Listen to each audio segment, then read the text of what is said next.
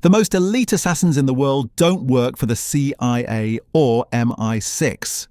They work for an organization so secretive that even other intelligence officers often don't know who they really are. They operate under names that aren't theirs in countries where being identified means torture, disappearance, or death.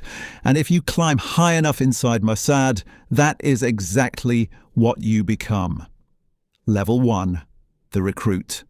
You don't apply to Mossad. There's no public form, no recruiting campaign, no booth at a career fair. They find you.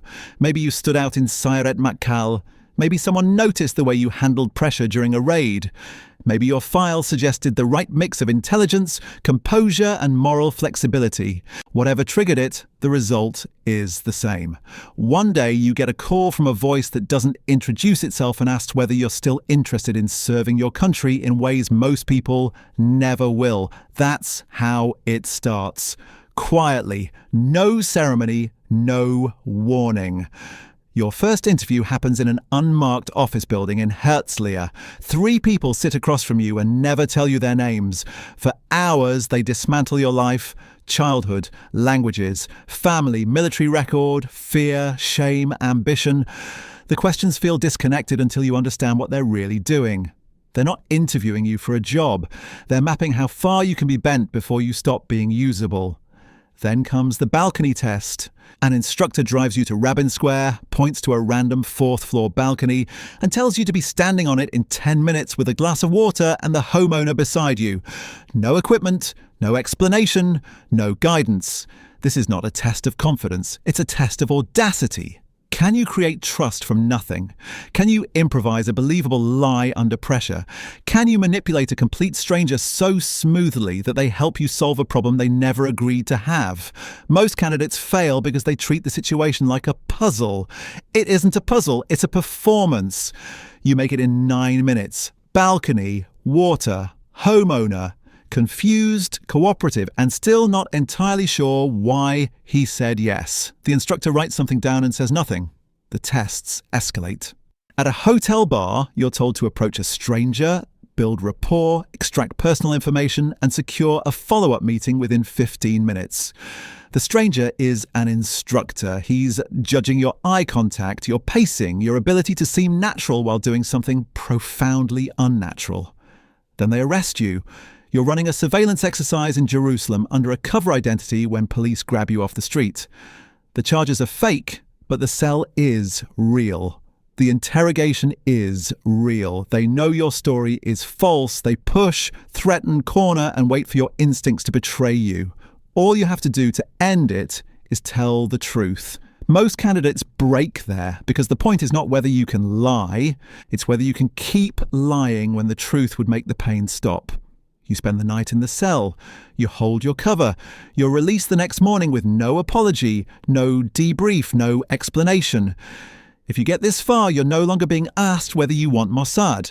Mossad is asking whether it wants you, level 2, the trainee. If you pass selection, you're sent to the Midrasha, the training facility near Caesarea, where Mossad case officers are built. For the next 6 months, your world shrinks to tradecraft, surveillance detection, counter-surveillance, cover identities, dead drops, secure communications, how to disappear into a city, how to meet a source without being seen. Then comes asset recruitment, the darkest skill in the intelligence profession. You're taught that most people can be moved by one of 4 levers: money, ideology, coercion, or ego. Your job is to discover which lever matters most and then pull it hard enough to make a person betray their country, their employer, sometimes even their family. Not with theatrical threats, with pressure calibrated so precisely it feels like choice. That is what a Mossad case officer really is, a professional manipulator with state backing. The training moves into real cities: Richmond, Norfolk, Washington. Your instructors play hostile intelligence officers trying to catch you. Every conversation is graded. Every mistake is logged. Some recruits wash out because they can't maintain deception under pressure. Others realize too late that the job requires a level of psychological invasion they can't live with. The ones who survive are not always the smartest. They are the ones who can compartmentalize, the ones who can lie for a living and still sound human doing it. You finish near the top of your class. That earns you a new name. Level 3, the case officer. Your official title is Katsa, case officer. You are assigned to Tsomet, Mossad's Human Intelligence Division. This is where real espionage begins. Your first posting is in Eastern Europe. Officially, you are a trade consultant helping Israeli businesses enter emerging markets. You have a business card, an office, a clean resume, and a life that looks ordinary from the outside. You attend conferences and receptions where everybody thinks they know who you are. Nobody does. Now the work becomes slower, colder, and more consequential. You identify government officials with debts they can't cover, military officers who feel overlooked, bureaucrats whose resentment outweighs their patriotism. You build relationships, you study patterns, you make people feel seen, understood, even admired. Then when the moment is right, you give them a reason to cross a line they can't uncross. Information starts moving back to Tel Aviv because you made someone choose you over their own side. That is power, but it is also distance. Every successful recruitment teaches the same lesson. Trust is just another material you shape with your hands. 5 years pass. You recruit productive assets. You run clean operations. Your reports are excellent.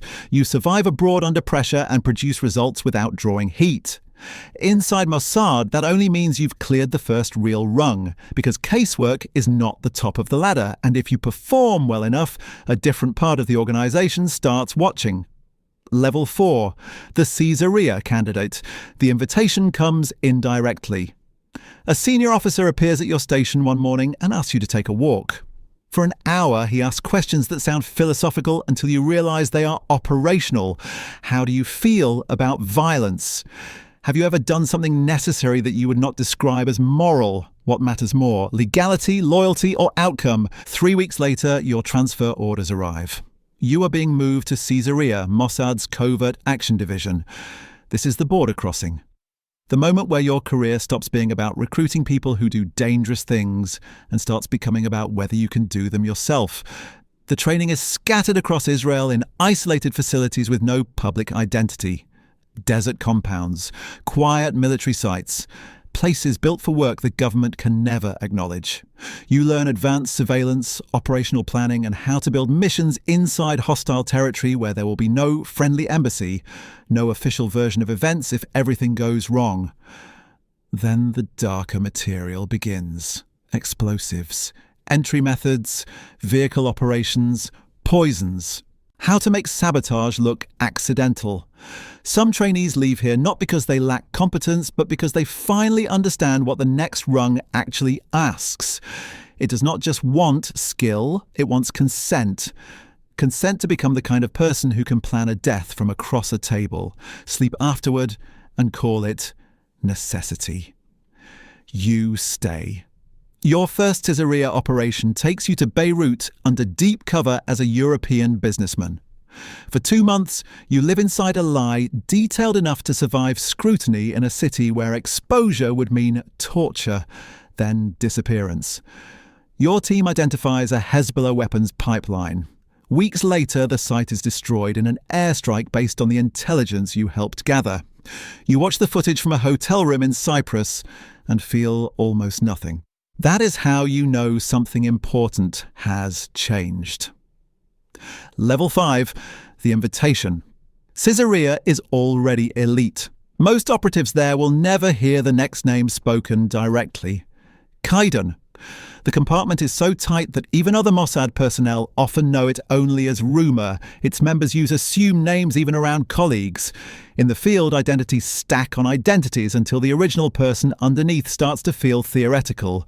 You do not apply to Kidon. No one does. Kidon chooses.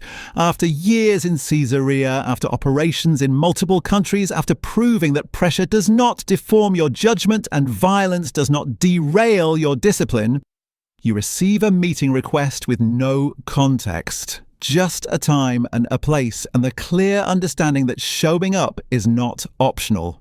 Inside the building, 3 people are waiting. You recognize none of them. They ask one question: are you willing to do whatever Israel needs, regardless of what that means? This is not a moral question. Your morality was screened years ago. This is a threshold question. Once you answer yes, the state begins stripping away whatever remains of the life beneath your operational self. You say yes. That is the last honest answer you will give for a very long time. The training lasts 2 years. Some candidates come from Mossad, others come from units like Sayeret Matkal or Duvdevan. Everybody here has already lived through extreme selection.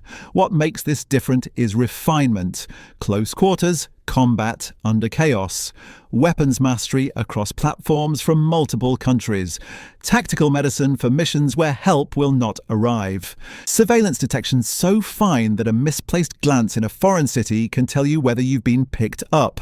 You learn how to enter, act, sanitize and exit with almost no signature left behind. But the hardest part is psychological conditioning. You are placed in simulations where everything fails at once. Teammates wounded, civilians present, timelines collapsing, communications dead.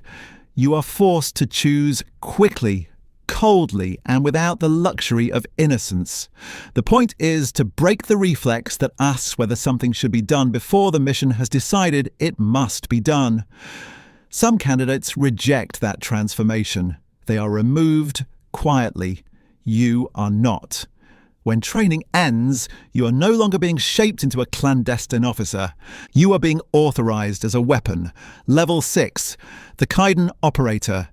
Your first target is a Hamas financier in Dubai, a man moving money into cells preparing attacks inside Israel. Diplomatic pressure has failed, sanctions have failed. He is protected by people who do not care who dies as long as the money keeps moving. The operation takes months to build. You are one member of a team that enters the country under real passports issued to identities built over years. Your cover is not improvised, it is inhabited. Business meetings are real, hotel records are real. The life around the mission is constructed so thoroughly that if someone starts digging, they hit layer after layer of reality. The target dies alone in his room, cleanly, quietly. The local explanation is natural causes. For a few hours it looks perfect. Then footage surfaces. Hotel cameras capture faces. Patterns emerge. Local services start connecting fragments. Your team is not arrested, but the identities are burned. Passports destroyed. Travel routes closed. Entire legends erased. You are alive, mission complete, and yet a version of you has still been killed. That is part of the real cost of Kaiden work. Not just the danger of dying, but the repeated death of self. Every time a cover burns, you bury another identity and build another in its place. After enough years, the question stops being which name is on your passport. The question becomes whether there is still a real person underneath any of them. Then the next mission arrives: Tehran, Beirut, Damascus. For ordinary intelligence officers, these names mean risk and diplomatic fallout. For you, they become weather. Another city, another entry plan, another target package, another exit route timed to the minute. From the outside, this is the peak of covert power. From the inside, it feels like becoming harder to locate even inside your own mind. Level 7. The ghost. You have been doing this for more than a decade. There are operations behind you that will never be acknowledged publicly. Scientists who died in ways that looked coincidental. Facilities that exploded for reasons no government could quite explain. People who vanished into the black space between rumour and proof. You know what happened. So do the people who sent you. That is enough. Kidon tours do not last forever. The psychological cost is too high. Even the best operators begin to fray. Sleep goes first, then intimacy, then the ability to sit in an ordinary room and believe you belong there. Your family knows a version of you that isn't real. Your neighbors know an even thinner version. Everyone in your life is interacting with a mask designed for administrative survival. Soon you rotate out, retire, or are quietly moved into a role where the state can still use your instincts without forcing your body back into the field. There is no parade, no medal, no public pride. Just a meeting in an unmarked office where somebody thanks you, slides papers across a table, and reminds you that everything you have done remains classified for life. You sign. You move to a quiet neighborhood and attempt normal life like it is a language you once studied but never learned to speak fluently. You check exits without thinking. You scan reflections. You catalogue hands. Certain sounds pull your body into readiness before your conscious mind catches up. For ghosts, it feels more like permanent adaptation. Some days you tell yourself it was necessary, that Israel is safer because of what you became. Some days you even believe it. But this is the final truth of the ladder. It does not reward you with recognition. It rewards you with usefulness. And then, when usefulness runs out, it gives you silence. Somewhere in Israel right now, a young soldier is being watched. Someone noticed composure under pressure, initiative, coldness, a willingness to move when others freeze. Soon that soldier will receive a call from a voice that doesn't introduce itself. The machine does not stop. It just finds new people willing to disappear into it. And the world never knows their names.